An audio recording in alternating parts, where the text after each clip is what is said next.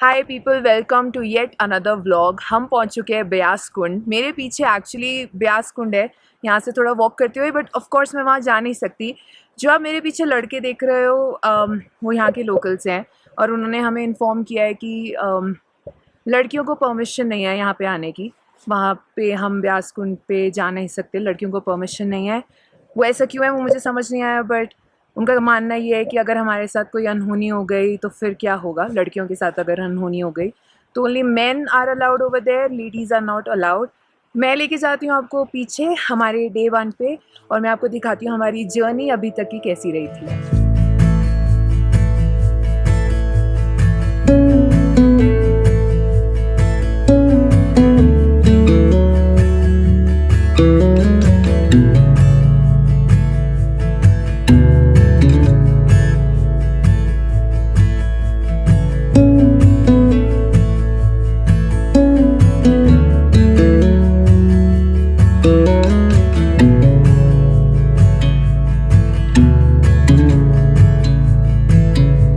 Good morning ladies and gentleman, आज हम जा रहे हैं एक और ट्रैक पे जिसका नाम है ब्यास कुंड। हम आ चुके हैं, एक्चुअली हमने ढूंढी क्रॉस कर दिया और इस पॉइंट से ट्रैक स्टार्ट होता है हमारा मेन। पहले ऐसा नहीं था, पहले आप लोगों को सोलांग से ढूंढी तक ट्रैक करना होता था और यूजुअली ढूंढी पे लोग कैंप साइट सेटअप करते थे, बट सिंस अटल टनल खुल चुका है तो BRO ने ये रोड हमारे लिए खोल दी गई है, तो सारी ट्रैकर्स अब यहाँ पे ड्राइव करके आ सकते हैं। थोड़ा off beat off roading type start हो जाता है सोलांग क्रॉस करके। मैं आपको लेके जाती हूँ हमारे फर्स्ट कैंप साइट पे, जब ढूंढी नहीं है, जिसका नाम मैं आपको आगे जाके बताऊंगी।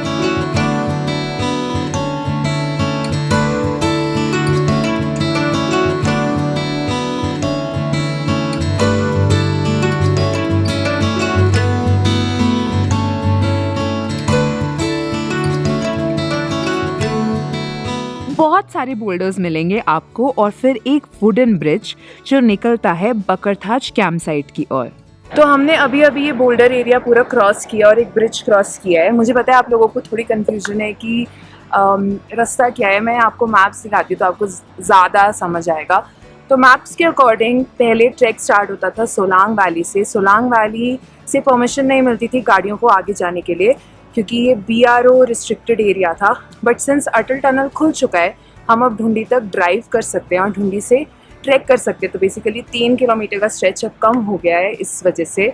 तो अगर अब आप फ्यूचर में आ रहे हो तो आप यहाँ तक ड्राइव कर सकते हो और फिर आपको सिर्फ बोल्डर एरिया से ट्रैक स्टार्ट करना है, क्रॉस करना है, ब्रिज क्रॉस करना है और ब्यास रिवर के साइड में हाइक करना है। बाय द वे, एक और सबसे इम्पॉर्टेंट इन्फॉर्मेशन, ये पूरा ट्रैक ऑर्गेनाइज किया है गो हाइक्स एडवेंचर ने। मैं उनके साथ ट्रैक कर रही हूँ, तो पोर्टर, पर्सनल गाइड सब उन्होंने अरेंज किया है। तो अगर आपको ये ट्रैक करना है किसी पर्सनल गाइड के साथ तो आप उनको रीच आउट कर सकते हो। मैंने उनका इंस्टाग्राम लिंक नीचे डिस्क्रिप्शन में दिया है।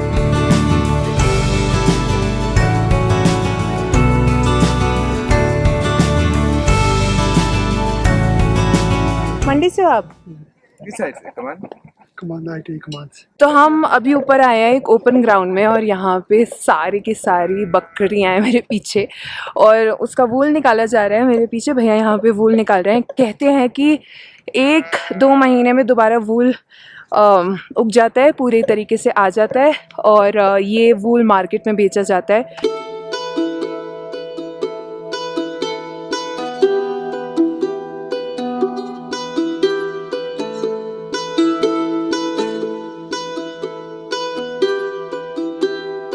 उठ भी नहीं पा रहे।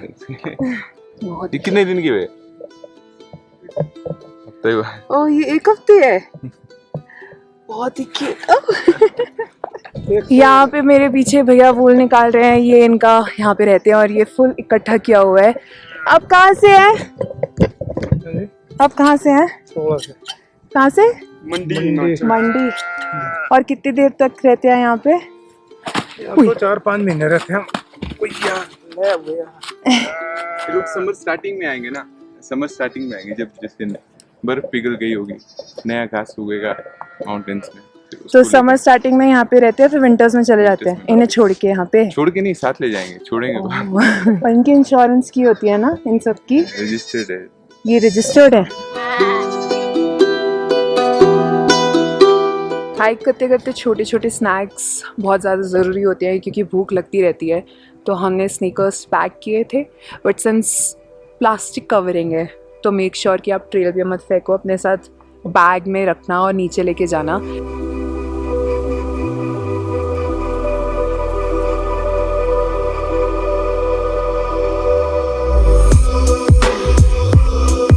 वैसे तो हिमाचल में मैं आप लोगों को कभी रेकमेंड नहीं करूँगी गाइड के बिना आने के लिए, बट अगर आप डेयर डेविल हो और आ रहे हो ट्रैक्स पे तो यहाँ पे एरोस की साइन है, ब्लू कलर के साइन, तो ये आपकी डायरेक्शन है, इसके थ्रू आप कभी लॉस्ट नहीं हो सकते, इसी ट्रेल पे आपको चलना है।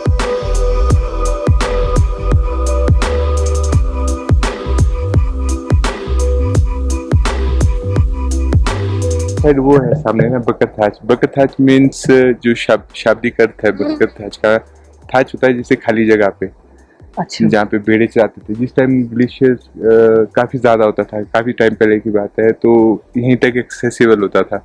जो अच्छा, हम पहले नहीं जा सकते थे? हाँ, पहले ये पूरा बर्फ से भरा हुआ था ना पूरा एरिया। अच्छा, तो जो भेड़े चराने वाले आपको नीचे मिले थे, जो गद्दी लोग थे, वो यहीं तक आते थे, फिर यहाँ अपने भेड़े रखते थे। तो खाली एरिया को थाच बोलते हैं लोकल लैंग्वेज में। अच्छा अच्छा अच्छा। तो भेड़ बकरे लेके यहाँ रहते थे, तो बकरथाच इसलिए पड़ा यहाँ का।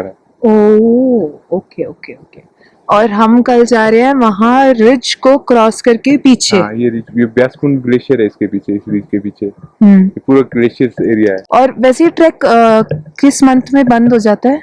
बस ये वैसे तो इस महीने बंद हो जाता है, क्योंकि लेकिन सर क्या अभी बर्फ वगैरह नहीं पड़ा है।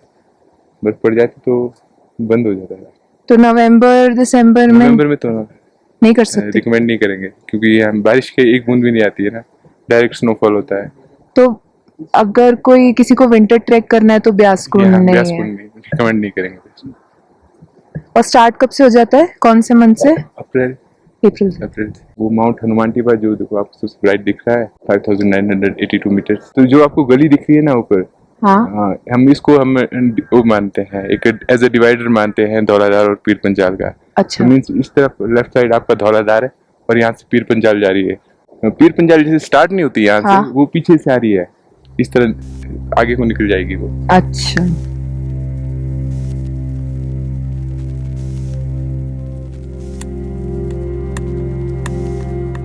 तो वैसे फर्स्ट डे बिल्कुल भी डिफ़िकल्ट नहीं है, बट जो प्रॉब्लम ये है कि आपको बहुत सारे बोल्डर्स क्रॉस करने पड़ते हैं। आप मेरे पीछे सारे बोल्डर्स देख रहे होगे, पूरा बोल्डर एरिया क्रॉस करना होता है।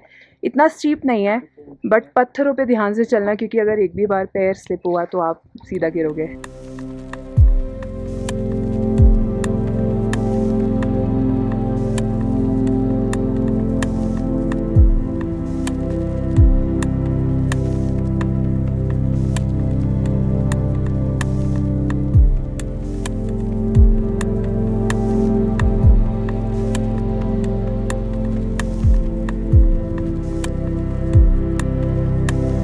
तो हम पहुंच चुके हैं अपने फर्स्ट कैंप साइट पे। यहाँ पे हम अपना कैंप सेटअप करने वाले हैं। हमारे गाइड भैया ने बताया कि मनाली का जो माउंटेनियरिंग इंस्टीट्यूट है, Atal Bihari Vajpayee institute of mountaineering, वो यहाँ पे अप्रैल से अक्टूबर तक कैंप लगाते हैं। और अभी हम लकी है कि उन्होंने हटा दिया है कैंप, वरना यहाँ पे जगह नहीं मिलती, हमें थोड़ा नीचे जाना पड़ता।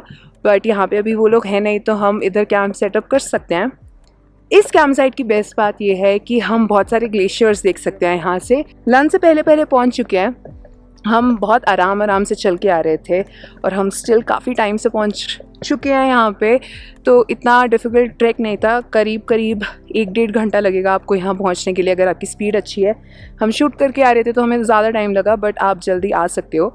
तो हम लंच से पहले यहाँ पहुँच चुके हैं। अब यहाँ पर हम बैठेंगे, लंच करेंगे और सनसेट देखेंगे। आलू का पराठा, भाई साहब कितने रैपर में बांधते हैं मूली में।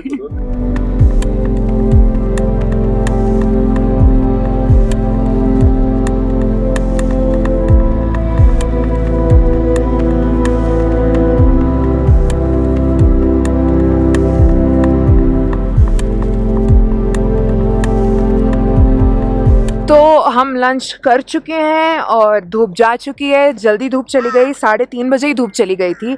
अब हम जा रहे हैं अपना कैंप सेटअप करने। यहाँ पे हमें एक प्लेन ग्राउंड मिला है, तो ये अच्छा एरिया है कैंप सेटअप करने का, क्योंकि यहाँ पर आपको पत्थर नहीं है, तो अगर पत्थर के ऊपर आप कैंप सेटअप करते हो तो चुभता है।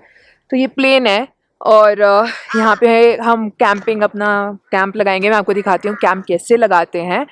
और बाय द वे हम लंच में डे 1 के लिए आलू पराठे पैक करके आए थे। अगर हमने आलू पराठे पैक नहीं किए होते तो हमें खुद यहाँ पे आके मील्स बनानी पड़ती, बट सिंस सुबह ही बना था, आलू पराठे फ्रेश थे, तो एक अच्छा ऑप्शन था, ज़्यादा टाइम नहीं लगा लंच बनाने में, खाने में। तो ये है कीचुआ का कैंप हमारा, और ये 2 जन का है, तो मैं और रचना यूजुअली इस पे सोते हैं।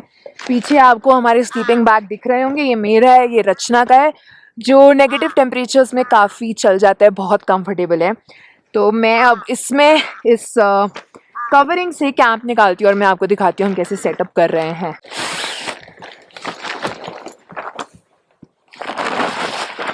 ये है हमारा बेस लेयर और ये है हमारा आउटर लेयर। ये सबसे बाद में यूज़ आता है इसका, तो ये हम साइड में रख देते हैं। ये आपके स्क्रूज की तरह यूज़ में आते हैं। इसकी वजह से अगर तेज़ हवा चल रही है तो आपका कैंप उड़ेगा नहीं। तो हम इस होल के थ्रू इसको ग्राउंड में फंसाते हैं स्क्रू की तरह। और अगर हाथ से नहीं दबता तो या तो आपको अपने पैर यूज़ करने पड़ते हैं वरना पत्थर। Nice wrote this one also.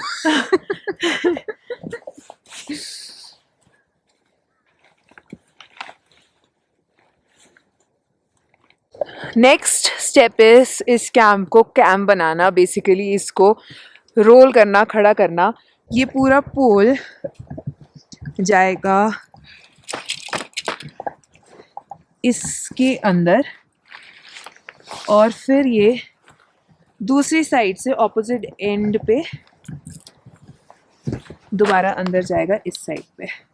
अब ये स्टेप आपको यहाँ से यहाँ तक रिपीट करना है दूसरी साइड पे। ओह अच्छा, तो रचना पहली करी है। तो ये जो बकल टाइप है ये ऊपर इसके लग जाएगा, इसके थ्रू आपका कैंप खड़ा हो जाता है।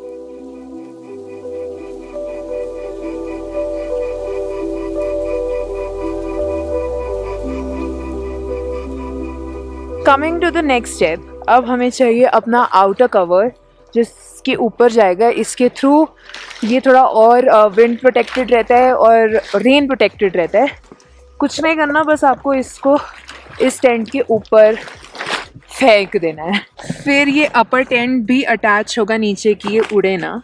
Now the next step is, ये जो रचना के हाथ में तार जैसी चीज़ है, इसको हमें टाई करना होता है अगेन आउटर लेयर से इस होल के अंदर, कि अगेन हमें एक्स्ट्रा कुशन मिले अगर विंड चल रही है, तो कैंप ना उड़े, टेंट ना उड़े, आउटर लेयर ना उड़े।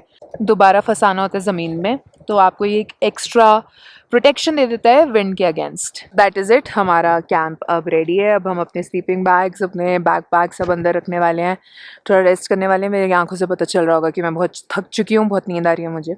डिनर होगा इसके बाद, और जल्दी सुने क्योंकि कल हमें जल्दी निकलना है अपने अगले पड़ाव के लिए, जो है ब्यास कुंड।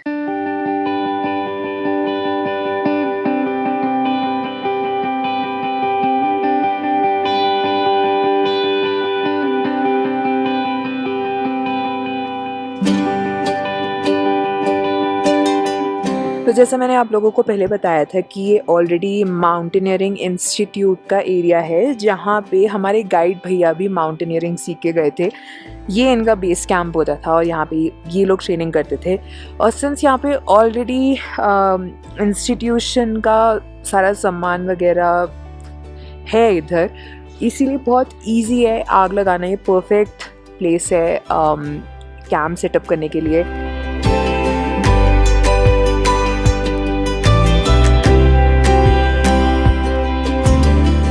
तो इस बार चाय बनाने के लिए हम रॉ मटेरियल्स लाए हैं। हम एक तो ये लाए हैं सैशे चाय पत्ती के लिए, और पैकेट दूध, दिस इज़ पाउडर्ड मिल्क, तो इसके थ्रू हम चाय बनाएंगे।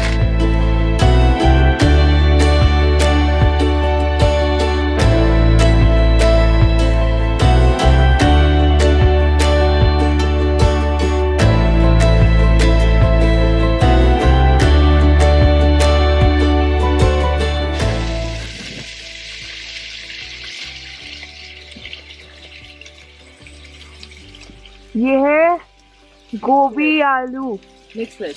और बस इसी तरह आज का दिन खत्म हो गया, टूटते तारों को देखते हुए और गरम गरम खाना ठंड में खाते हुए।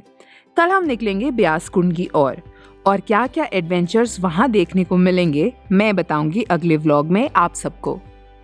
बैटरी